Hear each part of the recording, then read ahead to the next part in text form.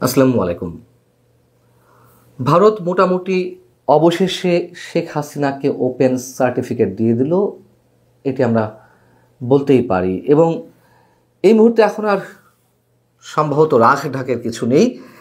শেখ হাসিনাকে ফেরত দেওয়ার বিষয়ে ডক্টর ইউনূস সরকার যে ভারতের উপরে একের পর এক চাপ প্রয়োগ করে আসছিল কিংবা তাকে ফেরত দেওয়ার বিষয়ে অনুরোধ আহ্বান জানিয়ে আসছিল, তার কোনোটিতেই ভারত কখনো ভ্রুক্ষেপ করেনি, কোনোটিতে গুরুত্ব দেয়নি, আগ্রহ প্রকাশ করেনি। সেটি আমরা দেখে আসছি। এমনকি মানবতা বিরোধী অপরাধের অভিযোগে শেখ হাসিনার বিরুদ্ধে যখন আন্তর্জাতিক অপরাধের ট্রাইব্যুনালে তার মৃত্যুদণ্ডের সাজা ঘোষিত হলো, তারপরেও যখন আনুষ্ঠানিকভাবে চিঠি দিয়ে ভারতের কাছে শেখ হাসিনাকে পাঠানোর বিষয়ে অনুরোধ জানানো হলো, সেটিও আমরা দেখলাম ভারত অ্যাভয়েড করে গেল। তখন কি বলেছিল ভারতের পররাষ্ট্র মন্ত্রণালয়ের মুখপাত্র রণধীর জয়সওয়াল? তিনি বললেন যে বিষয়টি আমরা পর্যালোচনা করছি।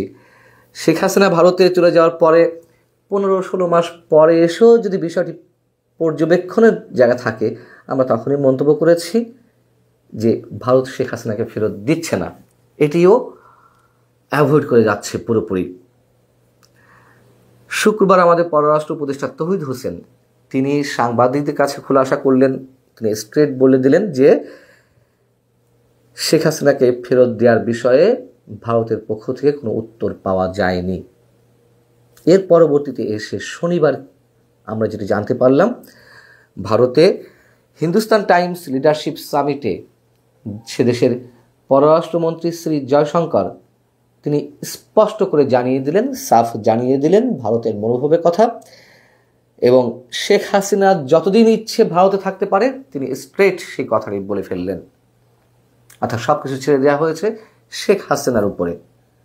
তিনি মন্তব্য করলেন, হাসিনা এখানে একটা নির্দিষ্ট পরিস্থিতিতে এসেছিলেন, আমার মনে হয় তার সাথে যা ঘটেছে তার পেছনেও সেই একই ধরনের পরিস্থিতি রয়েছে।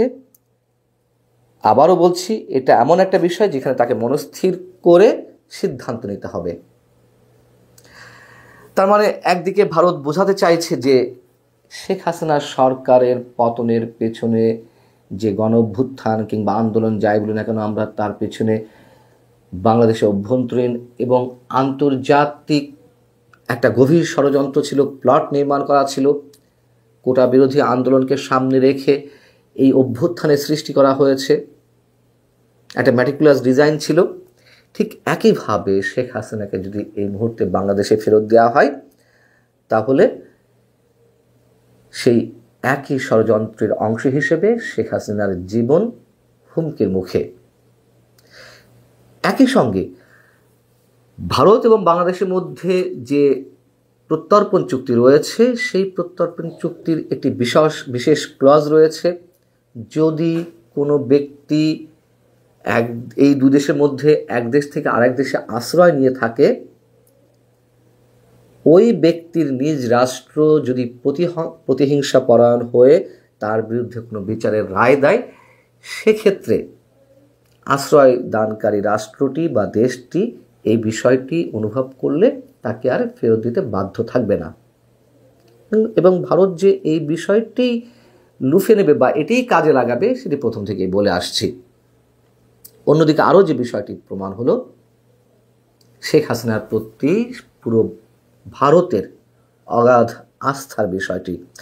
অনেকে বলে আসছিলেন যে শেখ হাসিনা ভারতে আছে, ভারত গিলতেও পারছে না, যাতেও পারছে না। কথা বলে আসছিলেন যে ভারত সম্ভবত তারা যে বিব্রতকর অবস্থায় পড়েছে, সেখান থেকে বিষয়টি কাটিয়ে উঠতে শেখ হাসিনাকে তৃতীয় কোনো রাষ্ট্রে পাঠিয়ে দিতে পারেন। কিন্তু প্রথম থেকে বলে আসছি, ভারত এর কোনোটিই করবে না। এমনকি কথাও অনেকে বলছিলেন যে ভারত শেখ হাসিনাকে ফেরত পাঠালে তার প্রতিবেশী রাষ্ট্রগুলো মনে করবে তার যারা বন্ধু প্রতিম অথবা বন্ধু রাষ্ট্র অথবা বিশেষ আস্থাভাজন ব্যক্তি, তার প্রতি ভারত বিশ্বাসঘাতকতা করতে পারে যদি কিনা ভারত শেখ হাসিনাকে ফেরত পাঠায়। এই মেসেজটিও যাতে না যায় প্রতিবেশী রাষ্ট্রগুলোর কাছে, ভারত সেই জায়গাটি বেছে নিয়েছে। হিন্দুস্তান টাইমস লিডারশিপ সামিটে বাংলাদেশের বর্তমান পরিস্থিতি, আগামী নির্বাচন নিয়েও প্রশ্ন উঠেছিল। উত্তরে আবারও সাফ জানিয়ে দিয়েছেন জয়শঙ্কর তিনি বলছেন, বাংলাদেশে এখন যারা ক্ষমতায় আছেন তাদের থেকে আমরা শুনেছি যে আগে যেমনভাবে নির্বাচন হতো তা নিয়ে তারা অসন্তুষ্ট। সেটাই যদি হয় তাহলে সর্বপ্রথম তাদের স্বচ্ছ নির্বাচন করতে হবে। মানে আমরা যে বিষয়টি বলে আসছি বরাবর, যার কারণে আমাদেরকে ফ্যাসিবাদের দোষর বানিয়ে দেওয়া হচ্ছে এখন। শেখ হাসিনা সরকারের সময় যেমন আমরা বলেছিলাম যে অবশ্যই একটা ইনক্লুসিভ নির্বাচন চাই, সুষ্ঠু অবাধ একটা গণতান্ত্রিক প্রক্রিয়ার মাধ্যমে নির্বাচনটি অনুষ্ঠিত হোক। এখন যে নির্বাচনটি অনুষ্ঠিত হওয়ার সম্ভাবনা রয়েছে সেটিও তো সেই একই দায়। শেখ হাসিনা যেমন একতরফা নির্বাচন করেছিলেন, বিএনপি বা অন্য দলকে নির্বাচনগুলো থেকে বাইরে রাখতে তারা নানান ধরনের ডিজাইন তারা করছিল এবং সেভাবেই এগিয়েছে। এটিও তো তাই, আরেক ধরনের একতরফা। তখন যেমন বিএনপি এবং বিএনপি দলীয় জোট বা বিএনপি মনোভাবাপন্ন দলগুলোকে বাইরে রেখে আওয়ামী লীগ নির্বাচন করেছে, ঠিক একইভাবে আওয়ামী লীগ এবং আওয়ামী মনোভাবাপন্ন কিংবা আওয়ামী জোটভুক্ত অন্যান্য দল সেগুলোকে বাইরে রেখে নির্বাচন অনুষ্ঠানের একটা পরিকল্পনা করা হচ্ছে।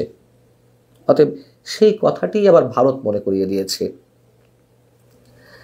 দেখুন, একটি কথা মনে করিয়ে দিই, বাংলাদেশের গণতন্ত্রকে হত্যা কিংবা গণতান্ত্রিক অধিকার কেড়ে নেওয়া, ভোটাধিকার কেড়ে নেওয়ার জন্য ভারত অনেকাংশে দায়ী, এটি অনস্বীকার্য। তার কারণ শেখ হাসিনা 2014, 18, 24 যে নির্বাচনগুলো করেছে অবশ্যই ভারতের প্রচ্ছন্ন সমর্থনেই করেছে। প্রতিবেশী রাষ্ট্র হিসেবে ভারত যদি এইগুলোকে সমর্থন না দিত হয়তো এই নির্বাচনগুলো করা যেত না, অথবা নির্বাচন করে ক্ষমতায় টিকে থাকা সম্ভব হতো না। 14, 18, 24 তো 6 মাস থেকেই তারা চলে গেছে, 7 মাস। এবং এই কথাটি যেমন সত্য, আবার যুক্তরাষ্ট্র ঠিক একই ধরনের দাবি করছিল যে তারা একটি অবাধ, সুষ্ঠু, অংশগ্রহণমূলক নির্বাচন চাই। আমরা তখনও বলেছিলাম যুক্তরাষ্ট্র নিজের খেয়ে বনের মোষ তাড়াতে আসে না, গণতন্ত্রের সবক সব জায়গায় দেয় না, নিশ্চয়ই পেছনে কোনো উদ্দেশ্য আছে। উদ্দেশ্য যাই থাকুক না কেন, এই মন্তব্য তখন করেছি যে অন্তত যুক্তরাষ্ট্রের এই যে চাওয়াটি, সেই চাওয়াটির প্রতি আমাদের সমর্থন রয়েছে। সেই একই কথা এখন ভারত বলছে। তাহলে ডক্টর ইউনূস সরকার কী করবে? ভারত নিঃসন্দেহে, আরও আগে থেকে বলে আসছি, তারা আওয়ামী লীগকে রেখেই এই নির্বাচনটি দেখতে চায়। এখন যদি প্রশ্ন করেন যে ভারত চায় তো আমরা কি করব, ভারতের চাওয়াতে তো আমরা কোনো ধরনের কর্ণপাত করব না, বলতেই পারেন। কিন্তু দেশটি তো ভারত যে মন্তব্যটি করেছে অথবা জয়শঙ্কর যে কথাগুলো বলেছেন সেগুলো যে শুধুমাত্র বলার জন্যই বলেছে, তাদের কোনো ডিজাইন নেই, তাদের কোনো পরিকল্পনা নেই, কোনো প্ল্যানিং নেই, তা তো নয়।